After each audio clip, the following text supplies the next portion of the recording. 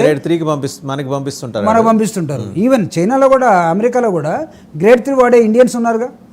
ఫైనల్గా జూపిడి గారు ఒకటి చెప్పండి, ఇప్పుడు Pakistan immediate reaction do you anticipate will it be with a couple of days?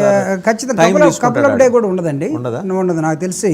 Now because the revenge Pakistan is going to take on India combined force with government of Pakistan.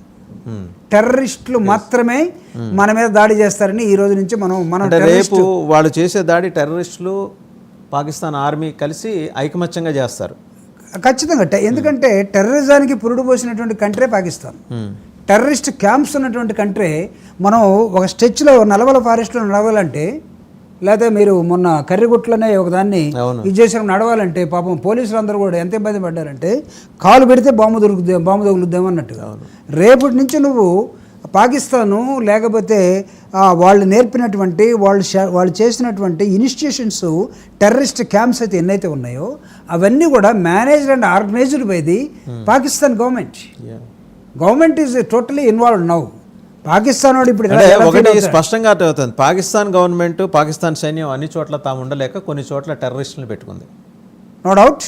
ఇప్పుడు టెర్రరిస్ట్ని కొట్టాడు కాబట్టి Indian government Modi చాలా తెలివిగా 15 రోజుల తర్వాత మిగతా త్రివిధ దళాలను పిలిపించుకొని రిహార్సల్ వేసుకొని 25 మినిట్స్లో నీకున్నటువంటి మిజైల్ ఫోర్సెస్ను వాడి మన సరిహద్దు నుంచి వాళ్ళ సరిహద్దుల్లో ఉన్నటువంటి ఆ క్యాంప్స్ 9 క్యాంప్స్ మీదనే కొట్టాడు. హాస్పిటల్ మీద పడలేదు బాంబు, లేకపోతే నీకు మిలిటరీ క్యాంప్స్ మీద పడలేదు, సివిలియన్స్ మీద పడలేదు. ఈ నీతి, యుద్ధ నీతి రేపు పాకిస్తాన్ పాటిస్తుందని ఖచ్చితంగా పాటించదు. దెన్ మీరు ఎక్కడైనా చూసారు సార్, ఒక ఆర్మీ చీఫ్ జిహాదీగా ఉన్న ఒక వ్యక్తి ఆర్మీ చీఫ్ అవటం ఆ దేశానికి ఉన్న ప్రత్యేకత కదా. ఆ దేశం. సో ఇప్పుడు నువ్వు ఈ దేశం అప్పుడు ఏం కావాలి, అనివార్యంగా యుద్ధంలోకి వెళ్ళాలి. సో ఫైనల్గా we must be very very very careful. That's what Jupudi గారు చెప్పేది. అంటే కంటిన్యూస్లీ మనం విజిలెంట్గా ఉండాల్సినటువంటి అవసరం ఏర్పడిందండి. ఎందుకు విజిలెంట్గా ఉండాలి అంటే, మనం అందరం కూడా నార్త్ కొరియా లాగా, సౌత్ కొరియా లాగా, లేకపోతే కంబోడియా లాగా, లేకపోతే వియత్నాం లాగా, లేకపోతే చైనా లాగా, లేకపోతే రష్యా లాగా మనందరం కూడా పుట్టుకతోటే స్టూడెంట్మి, పుట్టుకతోటే డాక్టర్లమి, పుట్టుకతోటే సైనికులం కాదు. మనం ఏంటంటే 10th క్లాస్ ఫెయిల్ అయ్యి సైన్యంలోకి వెళ్ళిన బ్యాచ్ మంది మనోళ్ళు, లేకపోతే పాస్ అయిపోతారో తెలియదు. కాదు అసలు మన ఏంటంటే అది ఒక ఉద్యోగం. అదేమనుకుంటాం అంటే ఉద్యోగంగా పోతాం. అక్కడ పోయిన తర్వాత అది సాక్రిఫైస్ నేచర్ని కాస్త ఇస్తుంది, దాని ద్వారా వస్తాం.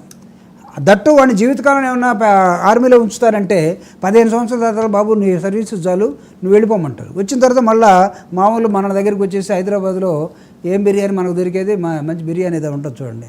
ఏం బిర్యానీ హైదరాబాద్లో? దమ్ బిర్యానీ. మనకి ఏ బిర్యానీ హైదరాబాద్లో దేని ప్యారడైజ్ బిజినెస్, దానికి అలవాటు పడిపోతాం. అదిగో మా Vijay X-service man, is X-service man. ఒక 15 years బార్డర్లో పనిచేసి వచ్చినప్పుడు మనిషి మామూలు ఇప్పుడు మనలాగా అయిపోయాడు.